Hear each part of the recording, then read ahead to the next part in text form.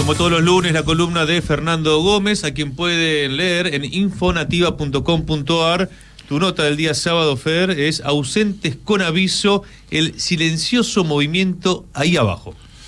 Y se está moviendo nuestro pueblo abajo. Y parte del ausentismo, que se lo toma como apatía política, va construyendo algunas lecciones en los procesos provinciales que debieran encender alguna alarma un poco más importante que la simple alerta o la simple convocatoria del voto. Hay desapego con los proyectos políticos en disputa, hay desapego con un instrumento que son las elecciones como catalizador del sentimiento democrático. Hay una crisis de representación política que explotó como una bomba en la cara de una clase dirigente que no termina de encontrar los actos reflejos necesarios para reaccionar a ese fenómeno. Y lejos de constituir una amenaza a la democracia, el ausentismo, lo que constituye una amenaza a la democracia es que haya un desdibujamiento de las certezas políticas construidas por las fuerzas electorales en condiciones de gobernar el país en el próximo tiempo, que en eso se reduce en definitiva también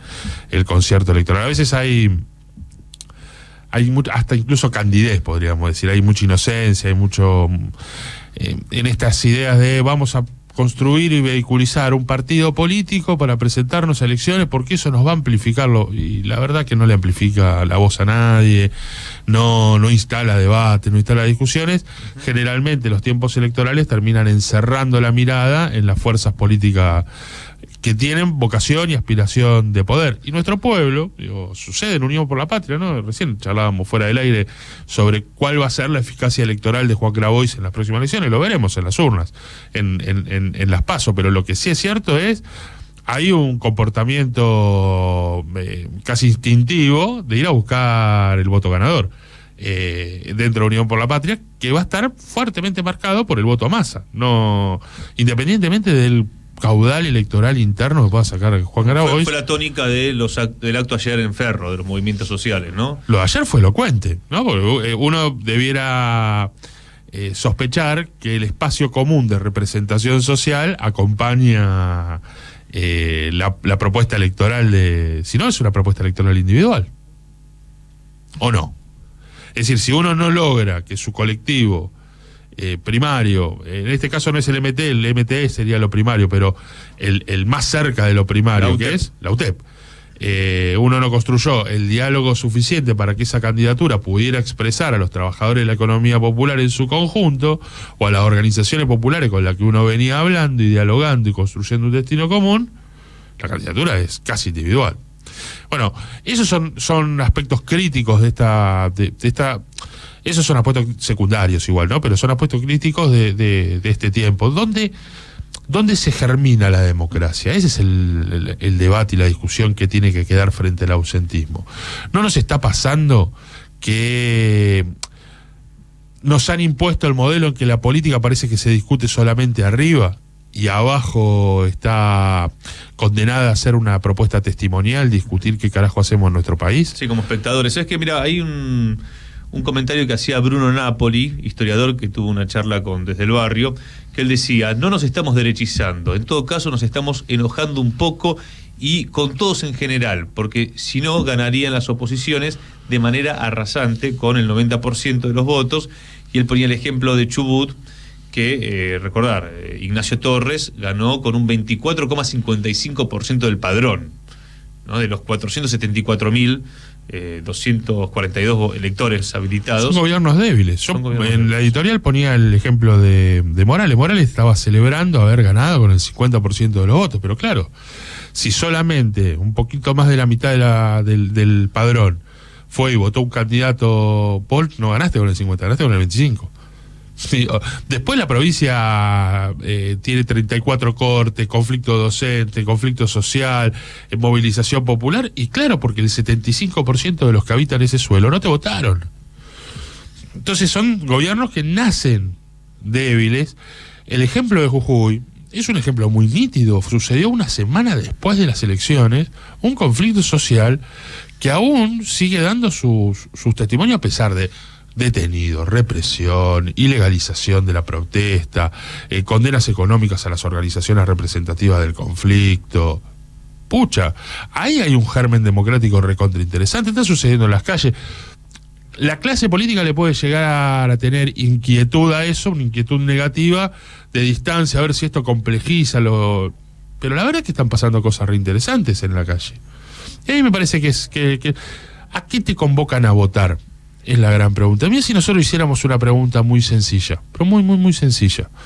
Nosotros convocáramos a votar a plantearle dos modelos antagónicos de país y le dijéramos, mira, vos tenés que votar lo siguiente: la riqueza que produce nuestro país, ¿tiene que quedar en el país o se tiene que ir al extranjero?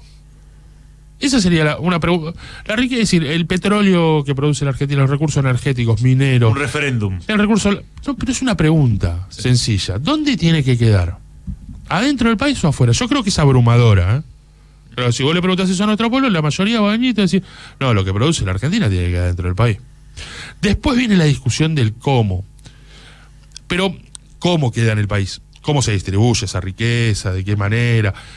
Pero si vos discutís eso, y la idea de exportar todo para pagar la deuda externa, ¿en cuál de los dos dispositivos quedan? Porque si la mayoría quiere que la plata se quede en el país, por ahí la idea de vamos a hacer todo para agarpar la deuda y demás, no está cuajando. Porque hay una premisa muy, muy básica. Sobre todo no enamora, y más cuando se arrancó este gobierno diciendo hay que investigar la estafa macrista. Pero Fer, nombraba Jujuy. Ayer nos comunicaban por la noche que murió Raúl Noro. Sí, después de una larga enfermedad, la verdad. Compañero de vida de Milagro Sala. Cuando uno... a quienes han visto a un familiar cursar una enfermedad muy, muy larga, el cierre de la agonía lo vive... No quiero usar palabras que puedan herir el sentimiento de nadie, pero... se termina por lo menos una carga muy pesada en la familia y en la propia persona que viene sufriendo. Raúl Noro venía cursando una enfermedad muy, muy larga.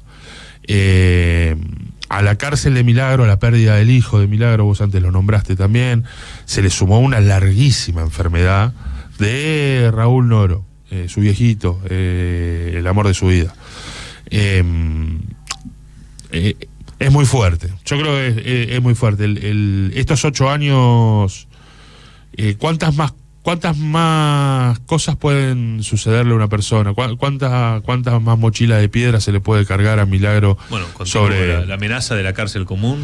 Sobre su espalda. Todo esto sucedía, a ver, la policía de la provincia de Jujuy le allanó la casa junto con la FIP, con un perro de la FIP que anduvo por arriba olfateando las instalaciones de la habitación de Milagro Sala, con Raúl Noro tendido sobre la cama con el dolor de la enfermedad a cuesta. El otro día la notificaron... Perdón, la FIP, Estado Nacional. Yo por eso al comienzo sí. hablaba de las responsabilidades del gobierno nacional. Sí. No, y sí... y su funcionario Carlos Castañeto, ¿no? Sí, que contestó a las 4 de la tarde que no tenía nada que ver con el asunto cuando se le había escrito a las 11 de la mañana. 11 de la mañana se le escribió y dijo, che, loco, está la FIP dentro de la casa de Milagro. Contestó a las 4 de la tarde cuando a las 5 terminó el allanamiento. Con un perro con un cartelito que decía FIP. Pero no importa. Lo cierto es que anduvo el perro de la FIP arriba de la cama donde yacía Raúl Noro. Bueno, qué sé yo. No, a mí a uno lo que debiera reflexionarle es, porque son los contrastes, ¿no? Digo, uno no le pide a nuestro pueblo que ande pendiente sobre el día a día de una dirigente social, pero uno le reclama a la militancia, que va a sacarse fotos, que se saca, que postea y demás, que para comprender la agonía que acaba de terminar sobre Raúl Noro, pero que sigue padeciendo Milagro Sala, digo, para poder comprender la alegría con la que se llama a votar el tiempo donde también transcurre su encierro.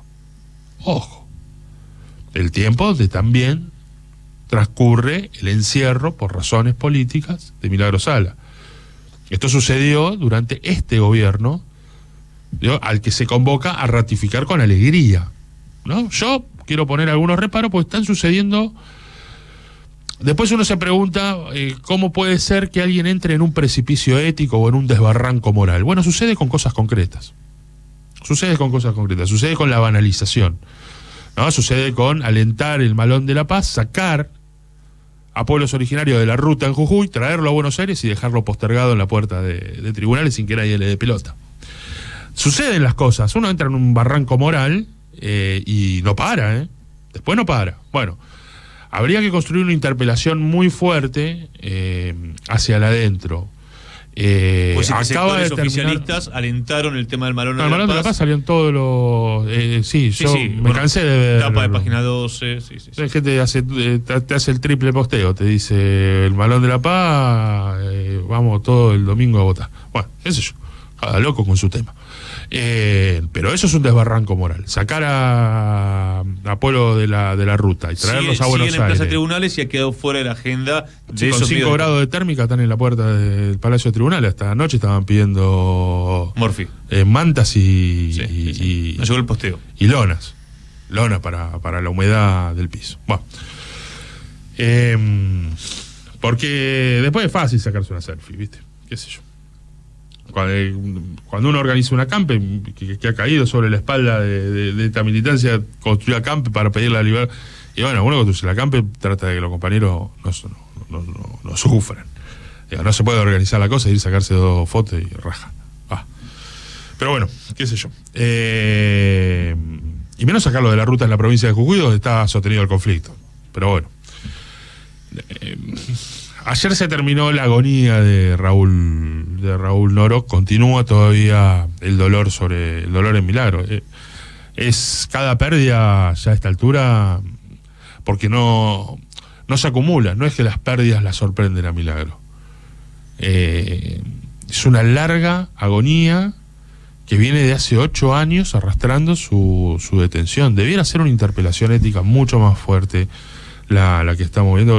Por lo pronto nada más el cariño y la fuerza y el acompañamiento en términos familiares, porque perder a un ser querido aún después de una larga enfermedad son siempre los dolores irreparables con los que uno tiene que convivir inevitablemente. Fer, la por última, mucho que haga el tránsito. como para cerrar esta columna, hoy es 7 de agosto, hoy es San Cayetano, va a haber una concentración allí en Liniers, pero más allá de la actividad callejera que está convocando la UTEP, es todo un símbolo, ¿no? Esta fecha de la resistencia popular y también del debate sobre el trabajo. ¿Qué reflexión harías como para cerrar? Y yo me acuerdo de los afiches de lo que San Cayetano, de mi generación, ¿no? Lo que San Cayetano te da, Caballo te lo quita. El gringo recordaba otros tiempos de la marcha de Saúl.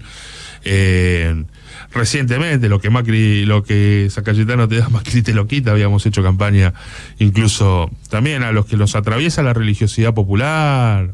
San Cayetano es el paradigma de nuestro pueblo humilde y del pueblo trabajador que reconstituye un agradecimiento, y el pueblo humilde que va a pedir por trabajo. Es el catalizador de la pulsión de un pueblo por edificar su propio futuro a partir de su esfuerzo y su sacrificio. Es un testimonio de nobleza de nuestro pueblo San Cayetano. Así que siempre es un lindo momento para reflexionar, pero para poner también en debate qué trabajo tenemos, qué trabajo somos capaces de generar en la Argentina como proyecto político. Macri volvió a enseñarnos que los tiempos de la destrucción del trabajo argentino no estaba agotado en la historia reciente después de los 12 años de Néstor y Cristina.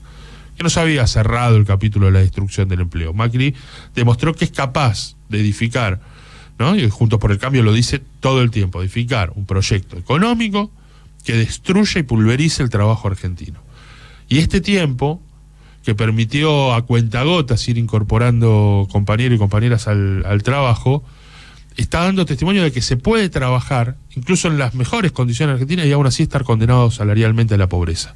Y eso me parece son los paradigmas que tenemos que romper hoy. Nosotros tenemos que construir un proyecto político que vuelva a recuperar la esencia del trabajo como respuesta a los problemas comunitarios, a los problemas que tenemos como pueblo, en el centro de gravedad de su proyecto político, y a los ingresos populares y a los salarios como la clave para edificar un destino común de dignidad adentro de nuestras comunidades. Me parece que ahí está por lo menos la mejor interpelación que nos puede hacer San Cayetano en este 7 de agosto.